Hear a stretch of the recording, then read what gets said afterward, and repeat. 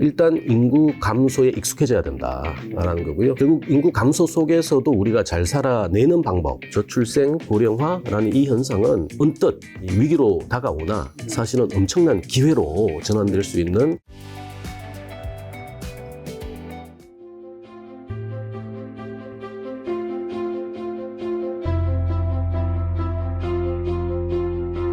인구 감소, 인구 절벽 이야기 들은 지가 대한민국에서 몇 년 됐는데 굉장히 이제 많은 분들이 이건 진짜 좀 심각한 문제라고 이제 점차 인지를 하고 계신 것 같은데 일단 한국의 인구가 가진 문제 정확히 한번 딱 현상부터 짚어주신다면요.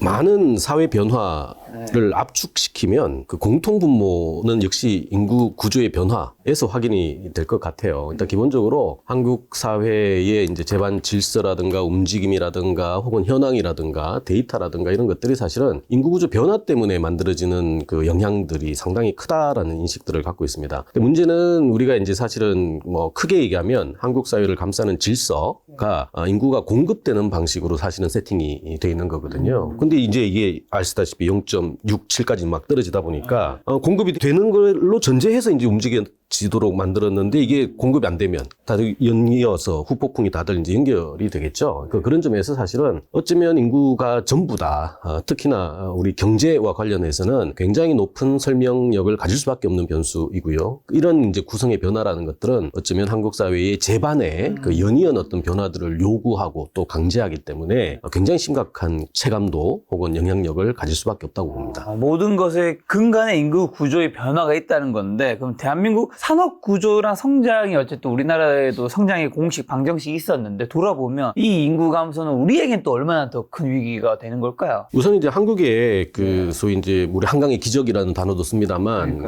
뭐 선진국이 이제 접어들었지 않습니까? 통계상으로도. 근데 이제 그 이렇게 만들어진 성과의 이제 견인차가 뭐였냐고 하면 막 굉장히 다양한 요소들이 있습니다만 아마 가장 강력한 영향력은 아마 인구였던 것 같아요. 전쟁이 끝나고 나서 사실은 뭐 아무것도 없는 폐허에서 이렇게 불과 두세 대가 지나지 않았는데 큰 성장을 만들어냈지 않습니까? 그걸 이제 우리 얘기할 때 요소 투입형 자본주의 모델이라는 단어를 써요. 우리가 이제 아마 우리 시청자분들도 잘 아시겠습니다만 중고등학교 때 우리 생산의 3요소 뭐 하면은 이제 그런 얘기 많이 토지, 노동, 자본. 그렇습니다. 공부 잘 하신 것 같아요. 아닙니다. 요것만 알고 있어요. 예. 요즘에는 플러스 디지털이라고 얘기는 하던데. 맞습니다. 그래서 어쨌든 중요한 거는 생산 요소가 하나가 투입돼야 인풋이 있어야 부가가치 생산량이 아웃풋이 나오는 현상이죠. 그래서 요소 하나가 투입되면 결과가 하나 나오는. 그러니까 노동이 하나 투입되면 결과가 하나, 자본이 하나 투입되면 또 결과가 하나. 이렇게 이제 만들어진 건데 한국 같은 경우에는 노동을 하나 넣었는데 하나가 아니라 1 플러스 알파가 나오는 구조. 이걸 이제 이른바 인구 보너스라는 단어를 쓰는 거예요. 특히나 전쟁이 끝나고 나서 한국 사회에서는 우리 베이비 부머라고 표현되는 그 55년부터 63년 구간에 있으신 분들, 특히나 최근의 이슈로는 우리 58년 개띠들이죠. 그러니까 작년 기준으로 이제 지하철을 드디어 공짜로 타는 연령이 됐지 않습니까? 숫자도 많은데 한 80만이 태어나셔가지고 한 70만 정도 있단 말이에요. 그 숫자도 많은데 그 중에 또 상당 부분은 가계 차원에서 우수 인재로 키우지 않습니까? 그러니까 노동력이 굉장히 좋아요. 근데 이제 개발 초기다 보니까 몸값은 또 굉장히 저렴한 상황 아닙니까? 이런 노동이 투입되는데 성장을 더 빨리 안 할래 안 할 수가 없는 구조죠. 그 덕에 사실은 우리는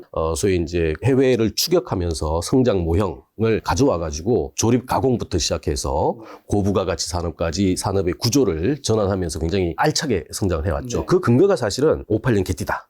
베이비 부머다. 근데 이제 이게 80만이 아니라 지금은 2023년 기준 23만 대까지 줄어들었으니까 이 체제가 유지가 되겠냐라는 것이죠. 수출 주도, 그 다음에 제조업 중심, 그 다음에 소위 재벌, 대규모 기업 집단들을 만들어냈던 이 촘촘한 경제 성장 모형이 이제는 끝이 났다. 그런 상황에 사실은 최근에 이제 한국의 잠재 성장률 한 1.7%까지 떨어졌습니다만 이 1.7%는 상당 부분 이런 인구 구조의 변화 때문에 발생할 수밖에 없다라고 보는 거죠. 자, 2023년 4분기 학교 출산율 잠정치가 0.65명이잖아요. 그럼 이대로 5에서 10년 정도 지나면 어떻게 되는 거죠, 이게?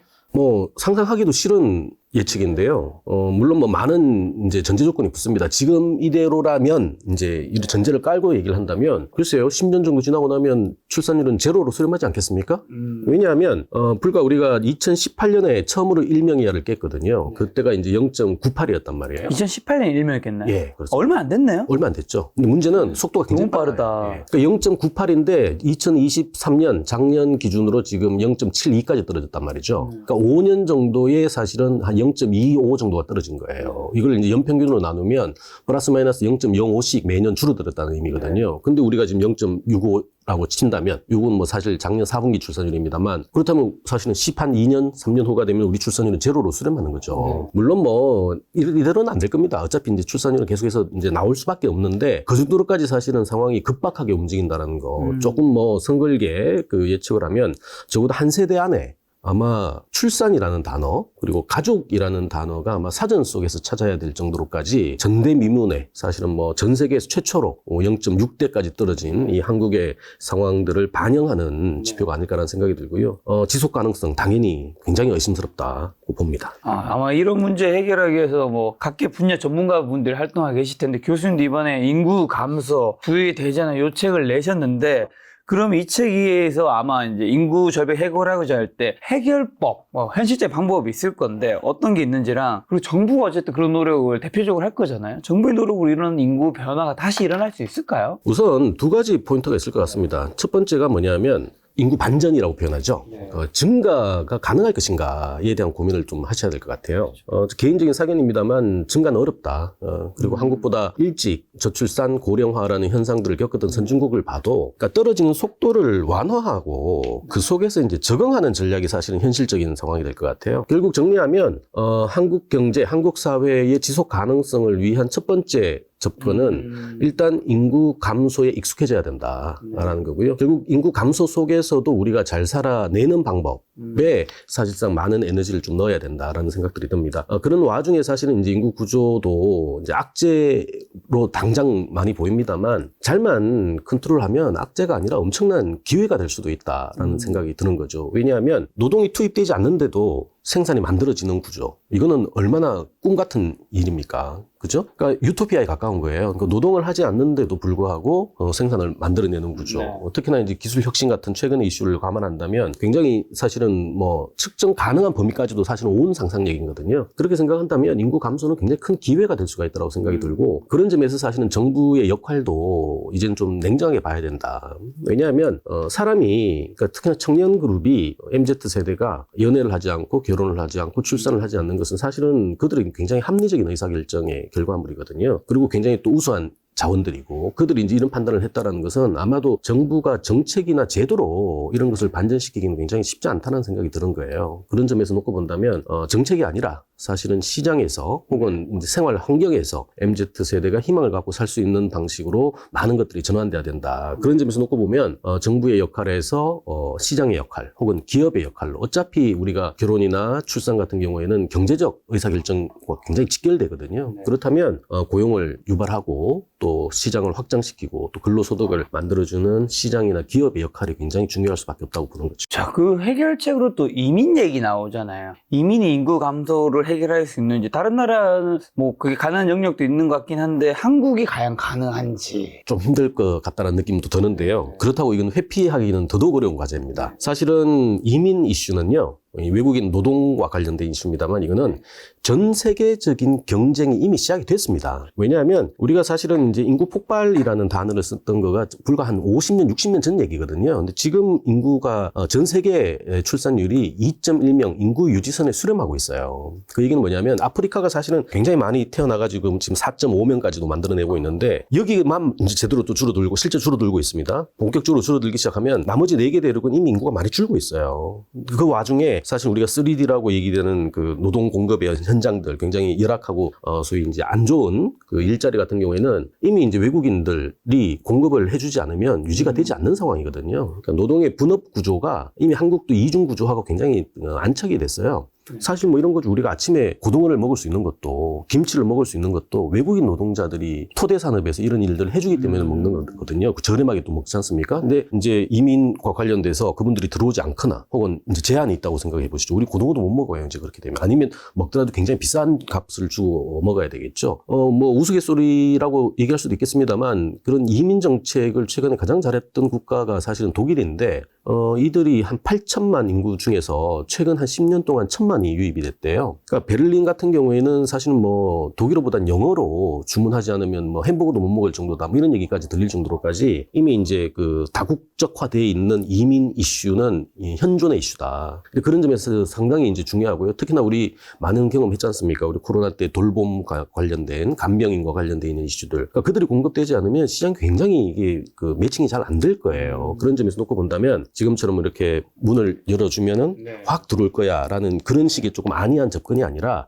굉장히 세밀하고 또 장기적이면서 구조적인 방식으로 리크루팅 경쟁전에서 우위를 선점할 수 있는 사회 혹은 전략들이 지금 시급한데 지금 대응은 사실은 뭐 조금은 경직적이고 조금은 문제시 해서 보지 않느냐라는 느낌이 좀 드는 거죠. 예, 이제 한국 사회에 왔을 때 뭐 범죄를 일으킬 거야 하는 이제 이런 잠재적인 어떤 그 부작용만 너무 신경을 쓰다 보니까 물론 뭐 그게 없다라고도 뭐 얘기는 못 합니다만 어쨌든 그 선순환 효과, 그래서 좀 시너지 효과도 사실은 기대하면서 조금은 좀 전략적인 접근들이 좀 필요하다라고 봅니다. 그 한국보다 더 먼저 인구 감소국이었던 일본의 사례에서 벤치마킹한 지점은 좀 있을까요? 사실 뭐 최근에도 제가 일본을 갔다 왔습니다만 뭐 확연히 분위기가 바뀐 것 같아요. 어디 갔다 오셨나요? 예, 도쿄를 갔다 왔는데요. 일본이 이제 한국을 배우려고 합니다. 사실 우리나라가 인구 문제나 뭐 말로는 굉장히 심각하다 또 체감도 많이 좀 하고 이제는 많이 하고 있습니다만 그러다 보니까 지금 뭐 어영부영 0.6, 0.7까지 떨어진 거거든요. 근데 이게 전 세계적인 현상에 놓고 봤을 때는 말도 안 되는 숫자예요. 그러니까 정작 다른 나라가 우리나라의 0.65를 보고 굉장히 걱정을 많이 합니다. 대표적인 게 일본 같은 국가예요. 이런 80년대부터 이미 이제 저출생 고령화라는 게 시작이 됐거든요. 그러니까 굉장히 긴 시간 동안 많은 돈을 들여가지고 했음에도 불구하고 사실은 실패했다고 하는데 그들이 지금 1.3명 수준이에요. 그러니까 악평을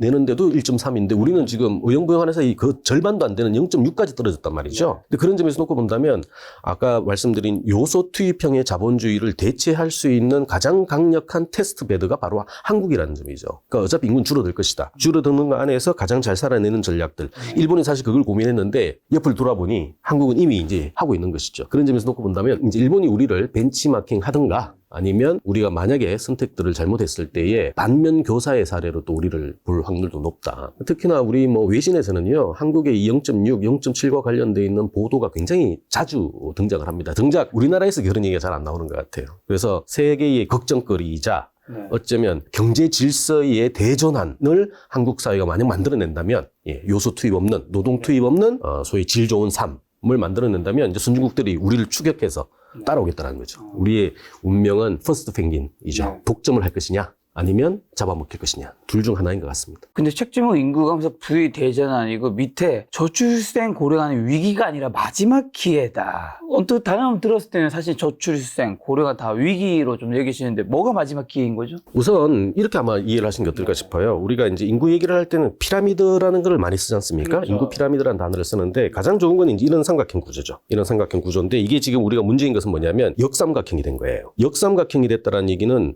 사실은 밑에 소위 경제활동 인구와 관련되어 있는 출생의 공급이 인구의 공급이 안 되다 보니까 이게 위기다라고 보는 거거든요. 그렇죠. 근데 뒤집어 얘기하면 위에 분자 부분은 과거에 없던 새로운 엄청난 세력이 등장했다는 걸 뜻하는 거거든요. 60대생이 되게 많아진다는 그렇죠. 이걸 뒤집으면 돼요. 이걸 뒤집으면 이게 탄탄한 구조라고 생각을 했는데 이걸 뒤집으면 위는 오히려 더 많은 구조가 만들어지는 거거든요. 이게 1달러 때면 어떤 구조가 나올까요? 바로 이런 구조가 나옵니다.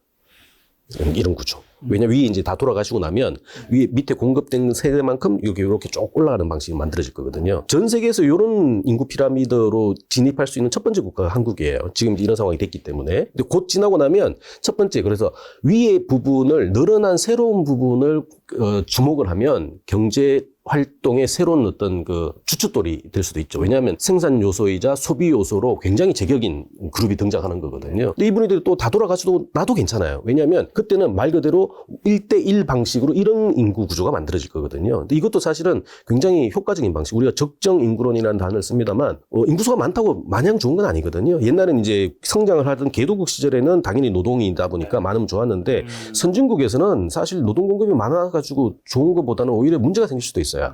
그런 점에서 놓고 본다면 적절하게 품어낼 수 있는 새로운 경제 모형, 바로 신자본주의 모형을 한국에서도 만들어낼 수 있고 그게 어쩌면 우리가 위기가 아니라 한국 사회에 던져진 마지막 기회일 수도 있다라고 보는 거죠. 왜냐하면 다른 나라들은 지금 한국을 향해서 달려오고 있거든요. 근데 한국만이 이미 이제 그런 상황이 됐기 때문에 잘만 만들어내면 세계에 이 모델을 수출할 수도 있어요. 그런 점에서 놓고 본다면 저출생 고령화라는 이 현상은 언뜻 이 위기로 다가오나 사실은 엄청난 기회로 전환될 수 있는 사실 뭐 여반장의 이슈다라고 봅니다. 적정인구 얘기해 주셔서 그러면 한국이 지금 한 5천만 근처잖아요. 한 10년쯤 지나서 나중에 인구는 어느 선에서 이제 조금 더 내려가겠죠. 뭐 이게 5천만이 1,000만이 되지 그러진 않을 거잖아요. 어느 선에서 멈추면서 좀 적정선에 이어갈 확률이 높을까요? 뭐 굉장히 어려운 질문이에요. 뭐 전제 조건도 많고요. 그래서 우리가 사실은 뭐 예측이라는 단어보다 상상을 아마 해보는 단계일 텐데 중요한 건 이제 이런 걸 하라고 우리가 장래 인구 추계라는 법령 통계를 통계청에서 이제 매년 발표를 하죠. 특히나 우리가 인구주택 총조사라고 하는 그 굉장히 광범위하고 예산도 큰 기초 기간 통계 사업을 한단 말이죠. 이제 그런 데서 추계 상황을 조금 살펴보면 뭐 일부 이제 사람들이 얘기하는 것처럼 뭐 100년 후가 되면은 뭐 1,000만 이하로 떨어질 거야. 그 정도는 아니에요. 그 정도는 아닌데 중요한 건 뭐냐면 그 통계가 놓치고 있는 부분들이 있거든요. 결국 뭐냐면 서울에서부터 거리가 멀수록 출산율이 높단 말이에요. 그죠? 그 얘기는 뭐냐면 이동을 하지 않고 이쪽에 이제 예를 들어 전라남도에 사시면 지금도 0.97 정도가 나오거든요. 근데 이분들이 서울에 오시면 0.58로 떨어져요. 그러니까 이 갭이 사실은 유령 인구라는 단어가 만들어진 이유인데 이걸 제대로 반영을 해서 이 사람들이 이동하지 않고 여기서 계속 산다라는 전제가 되면 통계청이 그 자료가 맞아요. 맞는데 사실은 상당 부분이 여기서 서울로 오거든요. 근데 서울은 사실 뭐 우리가 생활인구라는 단어도 나옵니다만 인구수가 사실은 지자체 입장에서는 중요한 이유가 뭐냐면 인구수에 맞춰가지고 우리 교부금을 중앙정부로부터 받거든요. 그래서 뭐 인구, 그러니까 주민수는 사실은 국력이에요. 그가 똑같은 얘기인데 서울시는 사실은 살짝 짜증나거든요. 왜냐하면 주민등록 인구는 930만인데 다 일로 와서 생활하는. 그렇죠. 실제 930만만큼만 지금 교부금을 받고 있는데 그걸 가지고 이제 SOC 인프라를 깔고 있는데 쓰는 사람은 다른 사람들이 더 쓰고 있다는 거죠. 그렇다면 사실은 그들까지도 우리 인구로 봐줘야 된다. 라는 게 이제 생활인구 개념이에요. 만약 생활인구로 넣으면 생활인구는 사실은 월에 3시간만 있어도 우리 인구야라고 보는 거거든요. 그렇게 따지면 서울인구 4천만이 넘어요. 네. 그런 개념에서 생각한다면 사실상 이 갭, 0.9와 0.5의 갭을 면밀하게 만약에 반영을 한다면 100년 후에 한국 인구는 한 1,500만까지 줄어드는 걸로 나옵니다. 통계청은 사실 한 3천만, 4천만까지 보거든요. 네. 아까 얘기한 요 갭, 이동이 없다라는 전제로 1,500만이 줄어든다는 게 1,500만이 줄어서 3천만, 4천만이 되는 거 아니 5천만에서 1,500만 명까지 간다는 거죠. 그렇죠. 왜냐하면 지금 생각하시면 간단합니다. 우리 그 아까 58년 개띠 같은 경우는 출산율이 6.5명이었어요. 지금 58년 개띠 살아 계시거든요. 보통 6형제, 7형제라는 얘기죠, 결국에는. 근데 지금 뭐 현재가 어떻습니까? 0.6이에요. 두 세대 만에 이렇게 됐습니다. 불과 30년 전에 30 볼 것 없죠. 2003년만 하더라도 1.3명이었거든요. 20년이 지나지 않았는데 지금 그 절반으로 떨어졌단 말이죠. 만약에 또 10년 후 이게 절반 0.3 간다? 공급이 안 되는 게 10만도 안 나옵니다. 10만도 안 되는데 어떻게 10만 공급돼서 10년 해봐야 100만밖에 됩니까? 그렇게 따진다면 지금 5천만 중에서 상당 부분의 이제 고령 인구들이 이제 다사라 그러죠. 소위 이제 패턴상 사망하시고 나면 한국 사회는 이제 이런 상황에서 바로 이런 상황으로 바뀔 수밖에 없다라는 거죠. 자, 그럼 베이비 부모의 고령화가 진행됨에 불로 대한민국 산업 지형 변화를 좀 예측해 주신다면요. 아마 인구 변화가 위기가 아니고 기회라면 첫 번째 우리 실험 무대가 바로 초고령 이슈일 겁니다. 초고령화라고 하니 고령화도 아니고 초고령화입니다. 초고령화란 결국 이제 전체 인구에서 65세 이상 인구가 이제 몇 프로냐라는 건데 20%가 넘으면 이제 초고령화라고 표현을 하거든요. 한국은 속도가 제일 빨라요. 그 얘기는 밑에서 위로 갑자기 확 이렇게 늘어난다는 뜻이죠. 자, 문제는 이분들이 이제 베이비 부머 하나만 얘기한다면 진짜면 사실상 한국 경제의 그 성장을 견인했던 분들이고요. 근데 그럼에도 불구하고 지금 한국에 이제 아주 경직적인 방식으로서의 60세 퇴직이 나오다 보니까 몸은 건강하고 돈도 벌어야 되는데 실제 근로 현장에서는 이탈할 수밖에 없는 분위기가 만들어지는 것이죠. 아마 이분들 사회 전체적으로 봤을 때도요. 어차피 노동 공급이 안 되기 때문에 이분들 계속 활용해야 될 겁니다. 그러려면 결국 정년 연장이 될 수밖에 없는 구조. 국민연금 이슈하고도 같이 맞물리죠. 그렇게 놓고 본다면 이 베이비 부머 같은 경우에는 생산의 주체로서의 연장 첫 번째. 두 번째, 새로운 길어진 인생 30년, 후반전 30년의 강력한 소비 집단. 이 두 가지 이슈로 같이 다시 한국 사회에 등장하는 거예요. 그렇다면 이것도 사실은 한국에서 초유의 일이거든요. 그렇다면 사실상 성장 잠재력을 끌어올릴 뿐만이 아니라 건강한 방식으로 본인들의 근로가 연장된다면 그 속에서 굉장히 많은 또 사회 문제도 해결이 되는 거고요. 그 대표적인 게 사실은 우리가 알고 있는 그 서비스 산업 같은 것들이에요. 결국 이제 우리가 제조업 기반에서 한국 사회, 한국 경제를 지금까지 만든 거는 사실은 수출, 제조업, 재벌이라는 이 세 가지 구조였다면 이제 앞으로의 단계는 내수, 서비스, 강소기업 같은 전적으로 이제 그 눈을 안쪽으로 이제 향하는 방식으로 이런 식의 이제 성장 모형들이 공급될 수밖에 없고 그 축이 이제 아마 베이비 부머라고 표현되는 새로운 고령 집단 구매력도 있으면서 평균 수명도 늘어났고 또 굉장히 긴 시간 동안 사회 가치관도 함께 변화했던 이분들이 사실은 늙어간다라는 것은 굉장히 중요한 신호다. 근데 아마 이렇게 초고령화가 만들어지면요. 문제는 거기서 끝나는 게 아니라 바통을 연결받듯이 해서 지금의 중년 그룹들도 그걸 그대로 가져갈 거거든요. 그런 점에서 놓고 보면 아마 기대 효과는 뭐 우리 기하급수로 늘어난다. 산술급수가 아니라 기하급수로 늘어날 수 있다라고 보는 거죠. 초고령층이 늘어나면서 내수 서비스, 강소기업이 더 발전할 걸 하셨는데 그럼 좀 더 주목할 만한 비즈니스 모델은 좀 어떤 게 있을까요? 대표적인 게 아마 많은 분들이 그 고개를 끄덕이는 파트가 바로 이제 의료와 간병 파트죠. 지금 사실은 이제 우리 58년 개띠 우리 어르신들이 이제는 65세잖아요. 그러니까 아직까지 65세면 굉장히 건강하시거든요. 그래서 그런 이슈가 상당히 적은데 우리한테 남은 시간은 이제 10년밖에 없습니다. 뭐냐면 75세가 되면요. 유병 비율이 급격하게 높아져요. 정말 저도 주변에서 보니까 이상하리만 75세가 진입되면 하나둘 아프기 시작하면서 건강 관리 잘해도 예, 거의 보통 한 10년 가까이 가는 거예요. 그래서 유병 기간이 보통 10년 보거든요. 평균 수명이 한 84세 되니까. 그러니까 75세부터 한 10년은 어쩔 수 없이 의료와 간병 이슈가 발생을 해요. 대부분이. 근데 지금 65세 베이비 부머 같은 경우에는 65세니까 아직은 건강하시거든요. 이제 10년 정도 남았어요. 결국 2033년 한 2030년대 초반이 되면 한국 사회는 초고령 이슈와 맞물려서 의료와 간병이 아마 굉장히 큰 화두가 될 겁니다. 잘 풀리면 성장 산업의 토대가 될 거고요. 잘 안 풀리면 복지 파탄의 현실이 될 거예요. 이제 10년이라는 시간 사실 그래서 소중하게 관리를 해야 되는 거고요. 이런 점에서 놓고 본다면 사실 무게축이 이제 취약 연령 중심에서 그러니까 가족 소비 유행 중심에서 소위 노후 소득과 관련돼 있는 파트로 전환될 수밖에 없다는 것이죠.